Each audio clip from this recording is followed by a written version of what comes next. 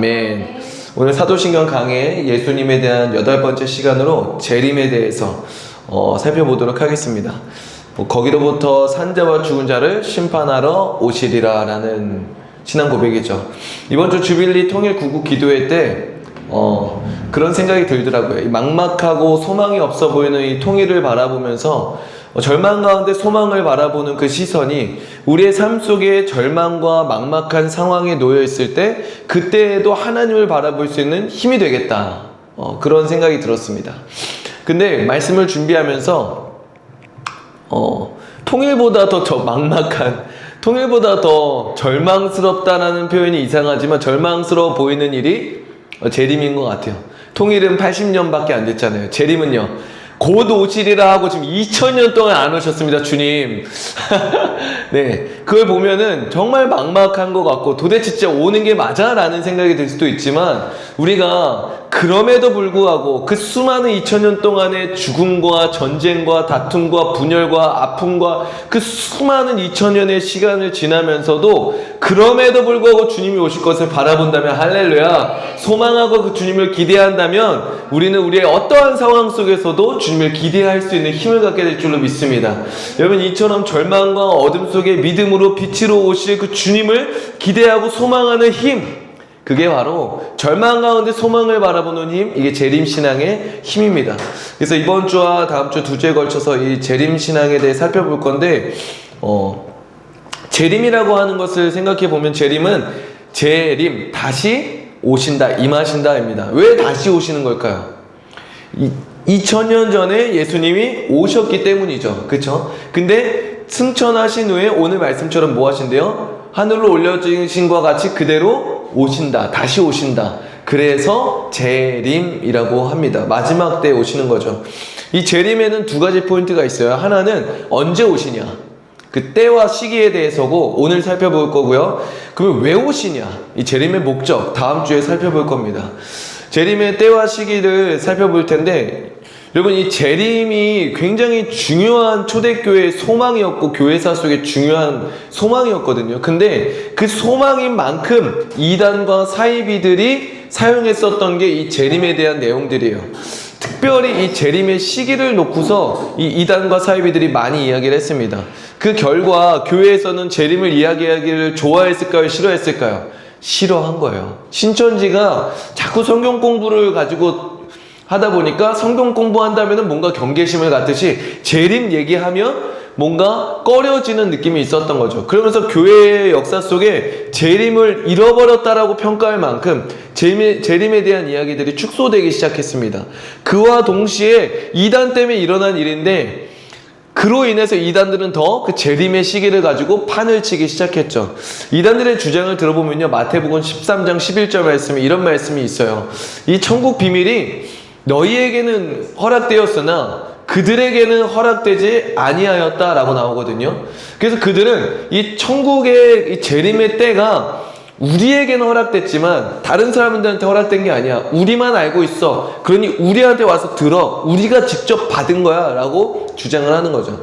근데 이 마태복음 13장 11절 말씀은요, 13장을 읽어보면 씨 뿌려진 땅의 비유에 대한 말씀이 나오고요, 그 씨 뿌려진 땅의 비유의 천국 비밀, 그 비유의 해석이 무엇인지가 너희에게는 허락됐지만 다른 사람들에게 허락되지 않았다. 그러니까 이게 재림의 때와 시기를 말하는 게 아니라 천국 이 씨 뿌려진 땅 비유에 대한 해석을 말하는 거예요. 그리고 무엇보다도 예수님 뭐라 말씀하셨죠? 이 마지막 때는 아버지만 알고 나도 알지 못하며 아무도 알 수 없다. 그날은 도적과 같이 임할 거다, 갑자기 임할 거다. 그러니 준비해라 라고 얘기하시죠. 근데 이 미혹되고 유혹되는 이유, 재림의 때에 대해서 사람들이 자꾸 넘어가는 이유는 뭐냐면 재림의 징조가 보이기 때문에 그래요. 성경에 보면 예수님 마태복음 20장, 마가복음 13장, 누가복음 24장에 보면 21장, 누가복음 21장에 보면 재림의 징조들이 나옵니다. 재림이 가까울수록, 마지막 때가 가까울수록 이런 일들이 있을 거야 라고 얘기를 해요. 거짓과 미혹과 소문과 미움과 다툼과 불법과 전쟁과 기근과 전염병과 거짓 선지자와 적그리스도들이 일어나게 될 거다라는 이야기가 나옵니다. 이단과 사이비들은요, 이러한 현상들을 보여주면서, 야, 봐봐. 현재 지금 이런 일들이 막 일어나고 있지. 뉴스에 이런 일들이 일어나고 있지. 마지막 때가 가까이 오고 있는 거야. 근데 그 마지막 때의 비밀을 우리에게만 알려줬는데, 이날이래. 우리에게만 풀어준 비밀들이 있어. 우리에게 와서 이 공동체에 있어야 돼. 다른 한국 교회들은 지금 타락했어. 이렇게 얘기를 하는 거예요. 그러니 이 징조들을 보니까 자꾸 맞는 것 같은 거예요. 물론 그 징조들이 중요합니다. 근데 알아야 될 게 뭐냐면 이 징조는요, 지금만 있는 걸까요? 지금 더 심해진 게 맞거든요. 근데 지금보다 더 심했던 적이 과거에 있었을까요? 없었을까요? 있었어요. 우리는 아직 전쟁도 안 겪어봤잖아요. 1차 세계대전, 2차 세계대전, 또 여러 가지 환란과 박해들은 과거에도 수없이 많았어요. 뭐죠? 전염병 같은 경우, 흑사병 같은 경우도 그러고, 지금은 좀 그래도 개발이 돼서 의료가 발달해서 치료도 되지만, 그때는 그냥 걸리면 죽는 일들도 허다했잖아요. 그러니까 재림의 징조가 지금 점점 강해지고 있는 것도 맞는데 반복되고 있다라는 거예요. 더 중요한 거는 과거에도 있었다 없었다? 과거에도 있었다라는 거예요. 그리고 또한 무엇보다 더 중요한 건 뭐냐면 이 마지막 때는요, 재림의 징조가 가장 극심해졌을 때 재림하는 걸까요? 그게 아니에요. 재림의 징조가 가장 극심해졌을 때, 마치 3차 세계대전, 핵전쟁이 일어나면 재림이 오는 것처럼. 아니에요. 우리가 착각하면 안 돼요. 재림의 징조에 집중하게 되면 그 징조의 강도가 강해지면 끝이 온다라고 생각을 하는데 아닙니다. 재림의 징조가 끝자락이 어딘지 우리는 사실 알 수 없어요. 핵전쟁이 끝일지 그 다음에 고통이 있을지 우린 몰라요. 행성이 충돌해서 지구가 멸망하면 재림이 있나요? 아니요. 그 다음에도 재림이 없을 수도 있어요. 그 이후에 재림이 있을 수 있어요. 아무튼 그 재림은 마지막 때는 징조가 가장 극심할 때가 아니라 예수님이 오실 때다. 할렐루야. 그것을 우리가 놓치면 안 돼요. 그러면은 징조는 왜 좋냐? 징조를 주신 목적을 오늘 좀 나누고자 합니다. 마태복음 24장 44절에 보면 이렇게 나와요. 이러므로 너희도 준비하고 있으라. 생각하지 않은 때에 인자가 오리라. 그러니까 징조를 주신 첫 번째 목적은요, 이유는요, 그 때와 시기가 언젠지를 알라라고 준 게 아니라 준비하라라는 거예요. 준비하라. 우리는 때와 시기를 알고 싶어요. 근데 솔직하게 봅시다. 왜 알고 싶을까요? 순수하게 그날을 더 잘 준비하고 싶어서? 반대로 질문을 바꿔볼게요. 시간이 많이 남았다면 뭘 할 것 같나요? 때와 시기를 알았어요. 근데 아직 4,000년 남았어. 난 4,000년까지 못 살 것 같은데. 그러면 나 때는 안 오시네? 그렇지 않나요? 우리가 아무리 좋게 생각해도 순수한 마음에 더 준비할 수 있다는 마음에 감사할 사람도 있겠죠. 있을 거예요. 그게 아니면은 마치 시험 기간이 많이 남았으니까 좀 놀면서 대충 설렁설렁 준비한 사람도 있을 거예요. 또 어떤 사람은요, 곧 오신다고 생각하고서 막 특심과 극심으로 금욕적으로 막 살아왔는데, 믿음을 지키며 사람들 다 뭐라 해도 나는 지키며 살아왔는데 아직도 많이 남았고 나 죽을 때까지는 안 오신다고요? 하면서 원망과 실망과 불평을 하는 사람도 있을 거라고 생각이 듭니다. 근데 여기서 가장 중요한 건 뭐냐면요, 하나님이 무엇을 보시냐? 하나님은 중심을 보신다라는 거예요. 하나님은 속지 않는다는 겁니다. 예를 들어 볼게요. 우리 학창 시절에 한번 좀 겪어봤을 일들인데, 부모님한테 전화합니다. 엄마, 아빠 언제 들어오세요? 이걸 왜 물어보는 거죠? 그 전까지 엄마가 아빠가 하지 말랐던 컴퓨터를 하려고, 보지 말라 했던 TV를 보려고, 그쵸? 나가서 놀지 말라 했는데 나가서 놀다 오려고 물어보는 거잖아요. 부모님이 몰랐을까요? 우리만 몰랐지 부모님은 언제 오냐고 묻는 즉시 다 알았을 거예요.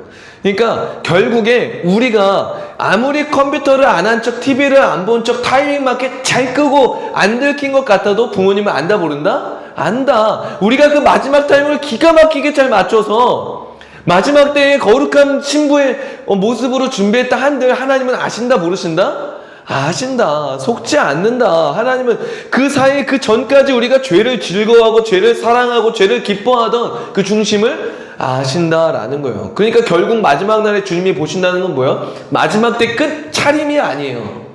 그 마지막을 준비하는 우리의 중심을 보신다는 거예요. 그래서 주님 다시 오셨을 때 하필 그 타이밍에 우리가 불순종하고 넘어졌어요. 열심히 지키고 살다가 어떤 이유로 이렇게 넘어졌어요. 죄를 범했어요. 불순종했어요. 근데 주님이 그때 마침 오신 거예요. 불사야. 일단 재수가 없네. 아니에요. 그 자를 어떻게 하실까요? 털어주시고 괜찮아. 이제 내가 왔어. 일어나. 나와 함께 가자. 하실 거예요.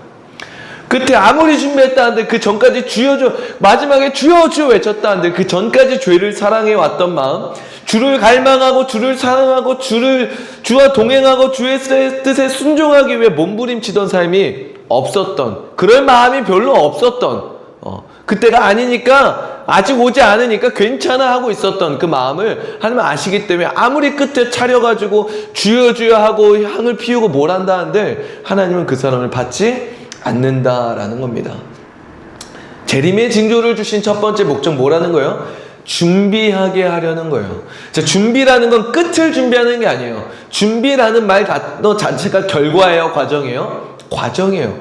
준비되게 하는 거예요. 어떤 마음이 준비되게 하는 거예요? 하나님을 사랑하는 마음, 하나님의 다시 오심을 기다리는 마음, 주님의 뜻대로 살아가고자 하는 마음, 그 마음이 준비되게 하는 거예요. 두 번째는 이 재림의 징조를 보면 드는 감정이 있습니다. 그게 뭘까요? 두려움이에요. 두려움. 기근과 전쟁과 미움과 시기와 미혹과 거짓과 이런 것들이 일어날 때 우리 안에는 두려움들이 일어나요. 왜 두려운 감정이 들까요? 우리들의 우상이 무너지고 있기 때문에 그래요. 출애굽을 보면 10가지 재앙이 나타나죠. 사실 10가지 재앙이 아닙니다. 10가지 징조예요. 근데 재앙으로 느껴지는 이유가 뭘까요? 바로가 이스라엘 백성들을 이제 그 10가지 재앙으로 느끼면서 보내줬잖아요. 왜 보내줬을까요? 그 10가지 재앙이 나타났던 피, 개구리, 강, 이런 것들이 다 이게 당시의 우상들이었대요. 근데 그 우상들이 막 난리를 치는 거잖아요. 바로가 이스라엘 백성들을 내보내줬던 이유는 자기 우상들을 지키기 위해서였을까요? 아니죠. 아니었어요. 뭘 지키기 위해서였어요? 자기를 지키기 위해서였어요. 그러니까 그 징조들이 결국 그 밝히고자 하는 것은 뭐냐면 뭐가 진짜 우상이냐를 밝혀주는 거예요. 진짜 우상은 무엇입니까? 나 자신이라는 거예요. 자기를 사랑하고 자기를 숭배하는 거죠. 여러분, 이 북한을 생각할 때도 이게 굉장히 중요합니다. 여러분, 북한에 김정은이라고 하는 우상이 무너지면 북한에는 천국이 임하는 걸까요? 아니에요. 대한민국에 김정은이라는 우상이 있나요? 없나요? 없어요. 독재? 없어요. 그런데 대한민국 괜찮나요? 자유가 있습니다. 괜찮나요? 아니에요. 물론 많은 유익이 있죠. 많은 유익이 있어요. 북한의 김정은 정권이 무너져야 됩니다. 그러나 진짜 우상은 외부에 있지 않고 어디에 있다는 거예요? 선악과를 먹은 나 자신이고 내 안에 있다라는 거예요.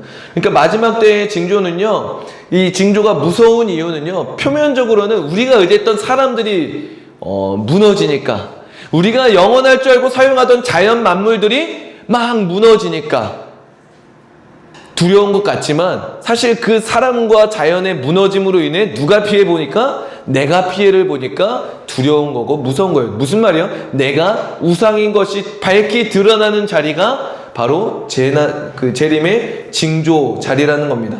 그래서 이 징조를 통해서 우리를 정죄하기 위함이 아니라 야 그거 아니야. 너가 우상이 돼서는 안 돼. 너는 소망이 아니야. 하나님이 소망이야. 하나님이 너의 구원이야. 하나님이 너의 주인이야를 잊지 마라고 준비시키기 위해서 깨워주시는 것이 바로 이 재림의 징조다라는 거예요.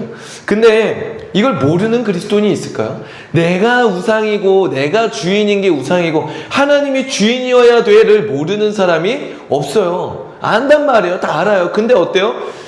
말로는 그렇게 자기를 부인하고 신앙을 고백하지만 실제로는 우리가 그렇게 살지 못한다라는 거예요. 왜 그러냐? 하나님이 실제로 느껴지지가 않는 거예요. 승천에서 하늘에 계시니까, 내 옆에 안 계시니까, 안 보이니까 그게 느껴지지가 않는 거예요. 그래서 주신 게 뭐냐? 피부로 느껴지는 징조인 거예요. 서정현 선교사님이 옛날에 영상으로 설교를 올릴 때 그런 거 한번 올린 적이 있어요. 박제라는 제목으로 올린 건데, 이 동물, 야생 동물들을, 짐승들을 박제시키죠. 호랑이 박제된 걸 보여주시면서, 여러분 이걸 보고 두려움을 느낍니까? 두려움을 느끼지 않는다라는 거예요. 왜? 죽어있다라고 우리는 알고 있기 때문에. 근데 실제 호랑이가 나타났다면 어떻게 느낄까? 두려움을 느낀다라는 거예요. 우리가 하나님을 두려워하지 않는 이유도 이와 마찬가지라는 겁니다. 승천해서 올라가 살아계셔야 되는데 죽어서 천국 갔다라고 생각을 해버리고 안 계신다고 생각을 하니까, 우리의 피부로 안 닿으니까 그의 실존이 두렵게 경외함으로 나타나지가 않는 거예요. 근데 징조는 어때요? 피부로 다가와요. 하나님이 지금 일하시는구나, 진노하셨구나, 하나님이 이 세상을 다스리시는 진짜 주인이구나 라는 것이 피부로 느껴지는 게 징조예요. 그래서 이 징조는요, 하나님의 살아계심을 느끼게끔, 그래서 깨어있게끔, 준비하게끔 주신 게 징조다라는 겁니다. 결론적으로 우리가 이런 재림의 징조를 믿는다면 그 징조 앞에서 우리의 반응은요, 문제 해결에 들어가면 안 돼요. 징조를 보면서 그 징조들을 없애려 하면 안 돼요. 징조로부터 벗어나려 하면 안 돼요. 우리는 그 징조 앞에 마땅히 뭐 해야 돼요? 해결이 아니라 회개를 해야 됩니다. 그리고 하나님만이 소망이심을 선포하고 찬양하며 그 광야에서, 그 징조 앞에서 예배해야 돼요. 저는 이 재난의 징조 앞에 성도의 모습을 묵상하는데, 이 자녀들에게 있어서 어머니의 존재를 묵상했던 게 떠올랐어요. 어릴 적 생각해보면 아무리 엄마한테 혼나도요, 엄마를 미워한 적은 없었던 것 같아요. 엄마를 잠깐 미워했어도 다시 엄마한테 사랑받고 싶어서 몸부림쳤던 것 같아요. 혼나는 그 순간에, 화난 엄마의 얼굴이 떠오르는 그 순간에도 제 마음엔 그게 있었던 것 같아요. 이러면 안 돼. 엄마가 날 미워해서는 안 돼. 엄마가 날 버리면 안 돼. 엄마가 나를 끊어버리면 안 돼. 난 어떻게든 엄마 품에 들어가야 돼. 어떻게든 난 엄마한테 사랑받아야 돼. 엄마 마음을 달래서 내가 용서를 받아야 돼. 이 마음들이 있었단 말이에요.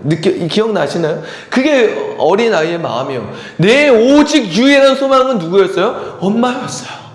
내가 뭘 잃어버리고 내가 혼난 이유는 뭘 장난감을 갖고 싶어서 도둑질을 해서 나쁜 말을 하고 내 화를 참지 못해서, 다 필요 없어요. 엄마랑 끊어진다고 생각하니까 안 되는 거야. 죄송해요, 잘못했어요, 안 그럴게요, 한 번만 용서해 주세요, 매달리게 되는 거죠. 내 오직 유일한 소망은 누구예요?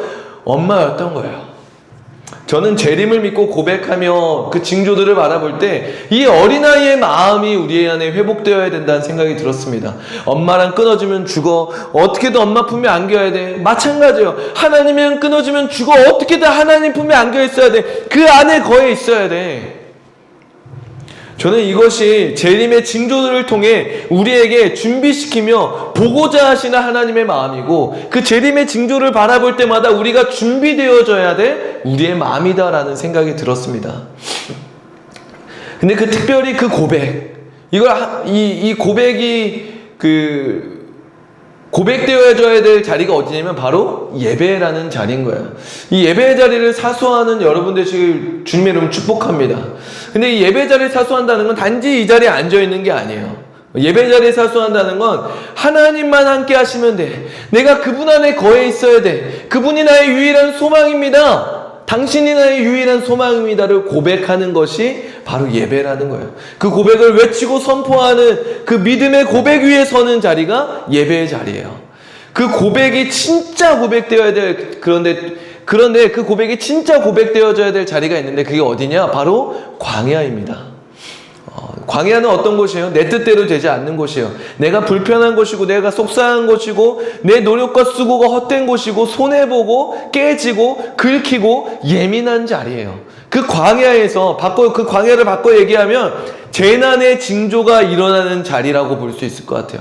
우리는 그 광야에, 그 재난의 징조, 그 폭풍한 가운데서, 태풍한 가운데서 뭘 해야 되는 거예요? 예배를 해야 되는 거예요. 그 자리에서 고백해야 되는 거예요. 하나님만 함께 하시면 됩니다. 하나님 안에만 거해 있으면 됩니다. 하나님만이 나의 유일한 소망입니다를 고백해야 되는 거예요. 문제는 그게 쉽지 않다? 쉽지 않다라는 거예요. 어떻게 그러면 우리는 그 고난의 광야의 징조의 환난 속에서 이 고백을 할 수 있을까요?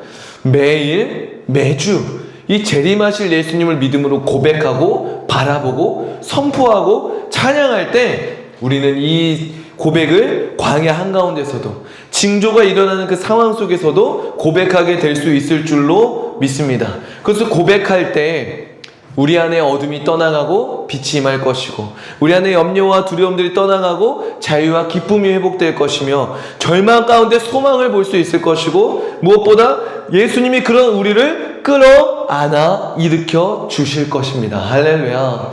이 시간 들은 말씀 기억하면서 성찬하도록 할게요. 이 빵과 포도주를 먹고 마실 때 내 안에 임하여 주신 성령님께 감사합시다. 그리고 절대 이 복을 빼앗기지 않겠다고 고백합시다. 세상 그 무엇과도 바꾸지 않겠다고 고백하며, 어떤 고난과 환난과 재난의 징조들이 나를 미혹하고 나를 유혹하고 나를 무너뜨린다 해도 기꺼이 나라는 우상을 깨트리고 향유옥합처럼 여겼던 것들을 깨트리며 모든 우상들을 깨트리고 오직 주님만이 가장 귀한 분입니다라고 고백하며 주님을 사랑합니다. 주님을 기뻐합니다. 주님으로 인해 주님을 소망합니다. 주님을 기다립니다라고 고백하는 마지막 때를 살아가는 우리 모두 되길 소망하고 축복합니다. 함께 성찬하도록 하겠습니다.